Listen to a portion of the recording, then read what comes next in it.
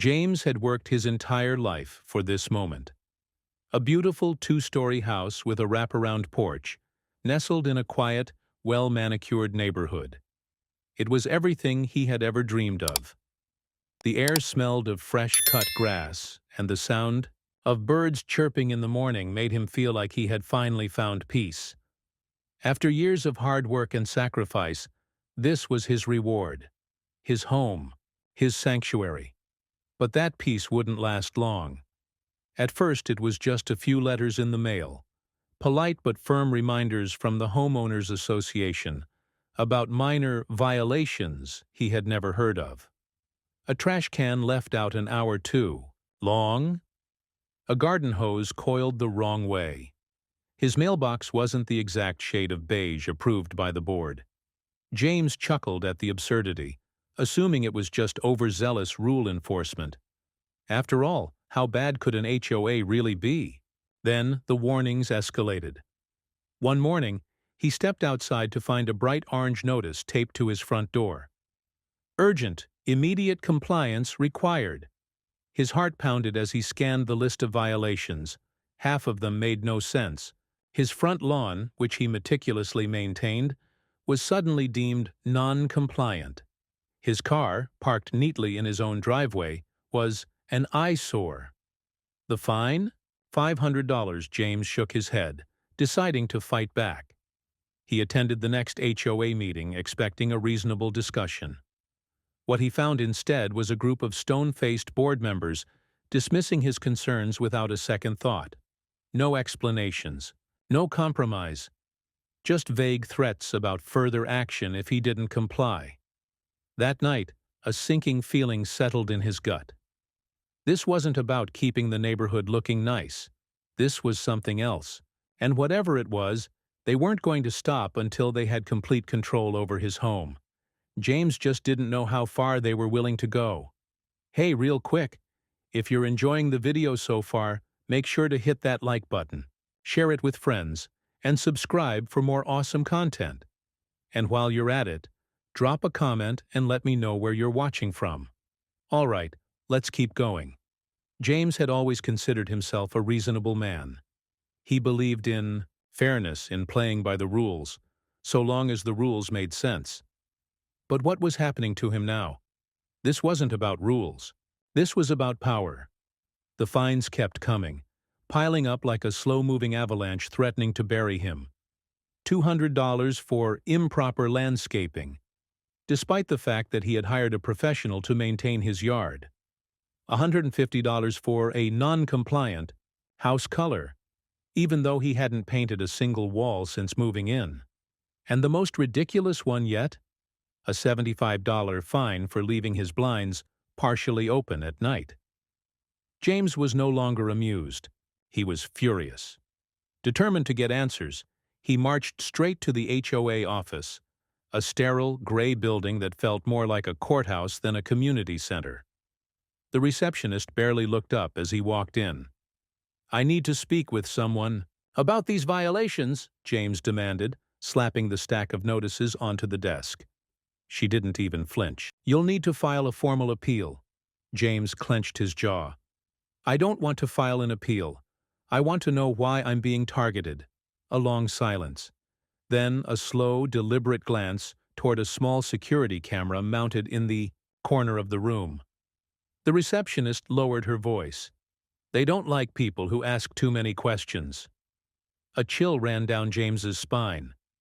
Before he could press further, a door creaked open, and a short, balding man in an expensive suit stepped out. Greg Whitman, HOA president. His smile was tight, forced, like he was used to pretending to be polite. "Mr. Carter," he said, extending a hand. "Let's talk." James followed him into a dimly lit conference room. The moment the door shut, Greg's friendly facade dropped. His voice was cold. "You seem to be having some trouble following the rules, Mr. Carter." James met his gaze. "No, I have trouble with the fact that these rules don't make sense. I moved here for peace, not to be harassed over nonsense." Greg sighed, shaking, his head like a disappointed parent. "This community thrives on order. If you can't respect that, there will be consequences. James felt his pulse quicken. Are you threatening me? Greg smiled again, but there was no warmth behind it. Just giving you some friendly advice. Compliance makes life easier for everyone. James left the meeting with his heart pounding. That wasn't a conversation, it was a warning. And something told him that the HOA wasn't just after late fees and landscaping adjustments. Something bigger was at play. That night, he stayed up researching, digging through online forums, public records, anything he could find. And that's when he stumbled across something that made his blood run cold. Other homeowners, ones who had fought back against the HOA, had all mysteriously disappeared from the neighborhood. James wasn't just fighting for his home anymore, he was fighting for the truth. James had barely slept. The encounter with Greg Whitman left him on edge, but it was the research that haunted him the most. People who fought the HOA had vanished. Homes sold overnight. Families gone without a trace. The more he looked, the more the pattern became undeniable. And now, it was happening to him. That morning, as James stepped out to grab his mail, his stomach dropped. A bright red envelope stuck out like a wound among the bills and flyers. His hands felt clammy as he ripped it open, scanning the words that would change everything. Final notice of eviction. James's vision blurred. Eviction? How? He owned this house. His mortgage was paid. He had never missed a bill. This had to be a mistake. But as he read further, his blood boiled. The letter cited an accumulation of unpaid HOA fines and a failure to comply with community standards. According to the document, he had been given sufficient warnings and was now being forcibly removed from his property. They were even claiming the HOA had the right to foreclose on his home. James clenched his fists. This wasn't legal. It couldn't be. He stormed back inside, slamming the letter on his kitchen counter. His pulse pounded in his ears. This wasn't just about ridiculous fines anymore. They were trying to take his home. But why? Something about this felt deliberate, personal. James needed answers, and he needed them fast. He spent the next few hours making calls. His bank, the county clerk, even a lawyer specializing in property disputes. The responses sent chills down his spine. The HOA does have the power to initiate foreclosure in certain circumstances. You signed an agreement when you moved in, whether you were aware of it or not. They've used this tactic before, but proving fraud won't be easy. James leaned back in his chair, rubbing his temples. So this was their game. They buried homeowners in fines, then used legal loopholes to seize their properties. And if anyone tried to fight back, well, they didn't stick around long enough to win. A sudden knock at the door made him jump. Through the peephole, he saw two men in suits standing on his porch. HOA representatives. They were already here. James exhaled sharply, his mind racing. He could open the door and let them spew their legal threats, or he could make his next move before they expected it. He grabbed his car keys. If he wanted to stop this, he had to uncover the truth. Before the HOA could steal his home, he would find out exactly what they were hiding. James's hands gripped the steering wheel as he sped toward the county records office. His pulse was a steady drumbeat of anger and urgency. The men in suits had barely knocked before he was out the back door, slipping away before they could feed him more lies. Whatever the HOA was hiding, it was buried in paperwork, and he was going to find it. The records office was nearly empty when he arrived. Fluorescent lights buzzed overhead as he approached the front desk. An older woman with sharp eyes peered at him over her glasses. "I need to look up property records for the Oak Ridge HOA," James said, trying to keep his voice steady. She gave him a skeptical glance before sighing and pushing a clipboard toward him. "Fill this out. Records older than 5 years are in storage, but you can start with the public ones." James scribbled his information and handed it back. Moments later, she pointed him toward a row of filing cabinets. He got to work. At first, Everything looked normal. Standard contracts, meeting minutes, the usual bureaucratic nonsense. But then, tucked between pages of routine reports, he found something chilling: foreclosure records. James's stomach turned as he flipped through them.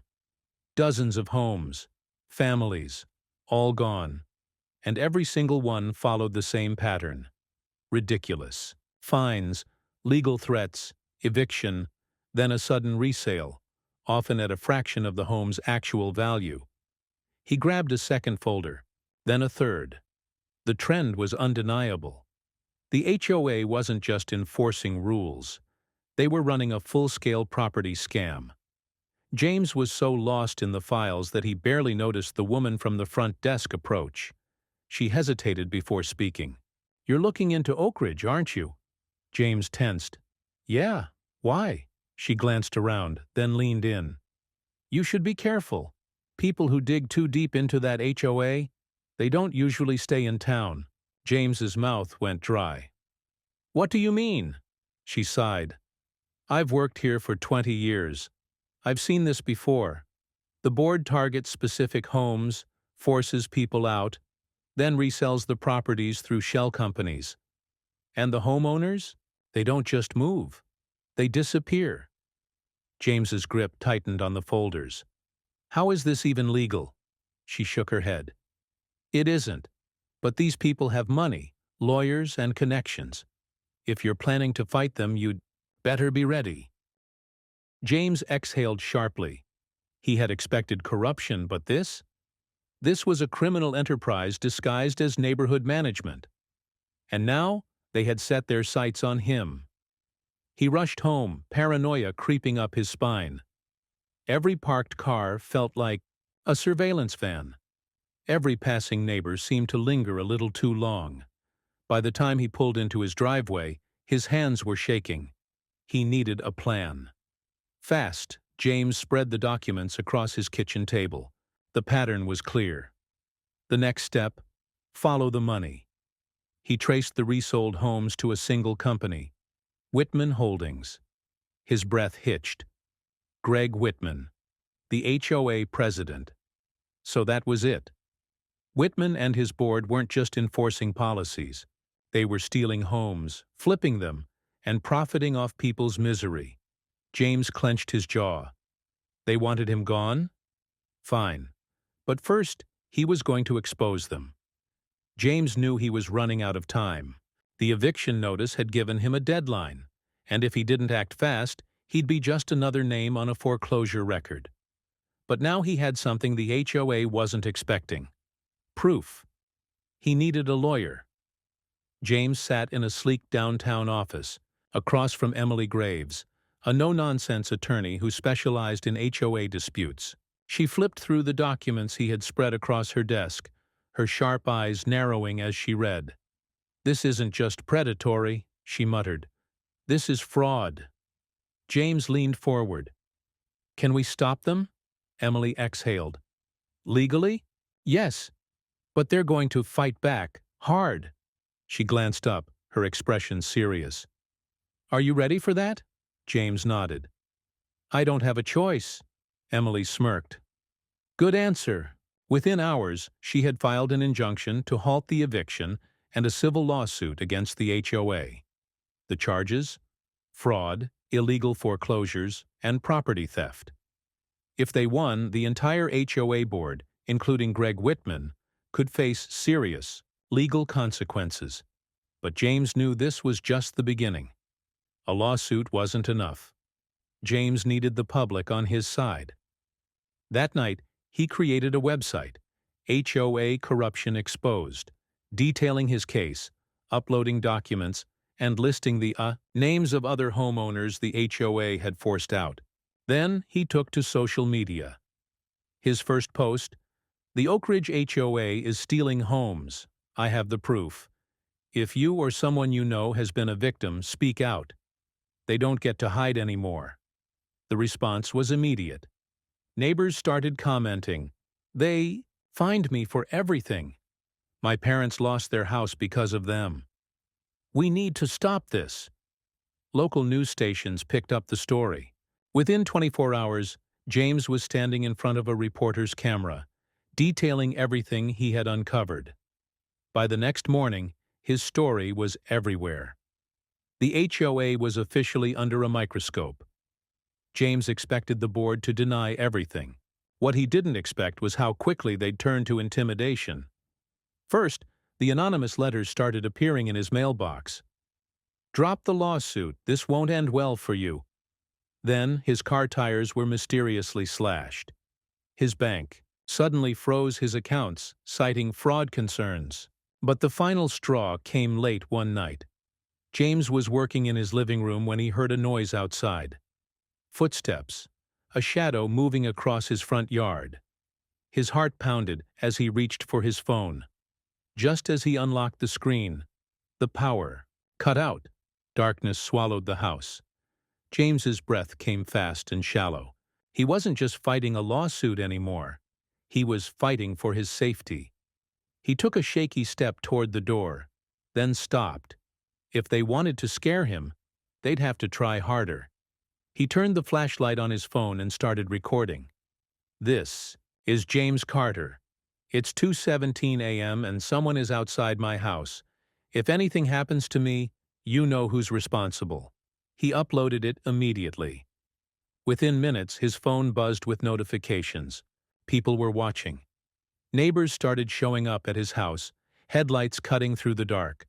Whoever had been outside disappeared. James wasn't alone anymore. And now, the HOA knew it. James sat in his dimly lit kitchen, exhaustion weighing on him like a lead blanket. His lawsuit had thrown the HOA into the public eye, and his late-night encounter had only fueled the fire. The community was on edge. Reporters, neighbors, even former residents had come forward with their own horror stories, but something still didn't add up. Greg Whitman and his board members had been silent. Too silent. If they were running scared, why hadn't they tried to settle? Why were they still pushing for his eviction? James's gut told him there was more to uncover, and he was right. At 2 a.m., James sat hunched over his laptop, scrolling through HOA, bylaws, foreclosure records, and property deeds. His eyes burned from staring at the screen, but then something caught his attention. An old amendment in the HOA charter, buried in legal jargon from decades ago. It outlined a rule stating that if an HOA board engaged in fraudulent practices, their authority could be revoked, and all fines and foreclosures deemed invalid. James's pulse quickened. This was it. But then, another line sent chills down his spine. In such an event, authority over the HOA defaults to the community's longest-standing homeowner. James's eyes widened. He knew exactly who that was. The next morning, James knocked on the door of Mrs. Eleanor Finch, an 82-year-old widow who had lived in the neighborhood since it was first built. She peered at him over her thick glasses. "James, dear, I saw you on the news. You're causing quite the ruckus." James chuckled nervously. "Mrs. Finch, I think you own the HOA." She blinked. "Excuse me?" James handed her a printed copy of the bylaw. As she read, her eyes widened. "My late husband was on the original board, but after he passed, I never attended another meeting." James nodded. "That's the thing.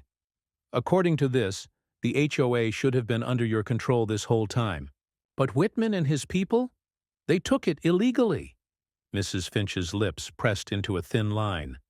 Then, to James's shock, she laughed, a sharp, knowing chuckle. "So you're telling me, after all these years of them bullying me about my lawn ornaments and my front porch cat, I've been their boss this whole time?" James grinned. "That's exactly what I'm telling you." She set down the papers and smoothed out her cardigan. "Well then," she said, her voice steady, "I think it's time we cleaned house." That afternoon, James stood on Mrs. Finch's porch, surrounded by reporters and furious homeowners. The moment she announced that, per the bylaws, she was the rightful HOA president and was officially dissolving the current board, the crowd erupted in cheers. Greg Whitman, who had finally shown his face, went pale. His empire, built on lies and intimidation, was gone in an instant. Then came the final blow. James had shared every piece of evidence with law enforcement. The fraudulent evictions, the illegal property seizures. It was all over. By the time the sun set, Whitman and several board members had been led away in handcuffs. James exhaled, the weight on his chest finally lifting. He had won. But more importantly, so had everyone else. The community center was packed. Neighbors, reporters, even a few city officials had shown up, their murmurs creating a restless hum. This was it, the showdown between James and the corrupt HOA. At the front of the room, Greg Whitman sat stiffly, his usual smug confidence replaced with tight-lipped unease. His board members flanked him, their faces pale under the fluorescent lights. They had ruled this neighborhood for years with intimidation and greed. But tonight, the tables had turned. James stood at the podium, his hands gripping the edges as he surveyed the room. He wasn't a lawyer, a politician, or a professional speaker. He was just a homeowner who refused to be bullied. But tonight, his words had to count. He took a deep breath. For years, he began, his voice steady. This HOA has used fear, lies, and corruption to steal homes from the very people who built this community. The room fell silent. James held up a thick folder of documents. Right here, I have proof that Greg Whitman and his board members have orchestrated fraudulent foreclosures, enforced illegal fines, and driven families out of their homes, not because of violations, but because they wanted to flip those properties for profit.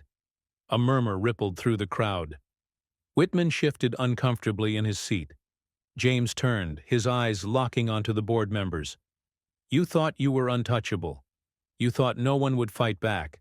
But you forgot one thing. He motioned toward Mrs. Finch, who sat proudly in the front row. You were never in charge. She was. Mrs. Finch stood slowly, clearing her throat. As the longest-standing homeowner in this neighborhood, I officially remove this entire board from power, she declared. The crowd erupted into cheers. Whitman shot to his feet. You can't do that. Oh, but I can, Mrs. Finch said with a knowing smile. And I just did. James wasn't finished. He turned back to the crowd. These people didn't just steal homes.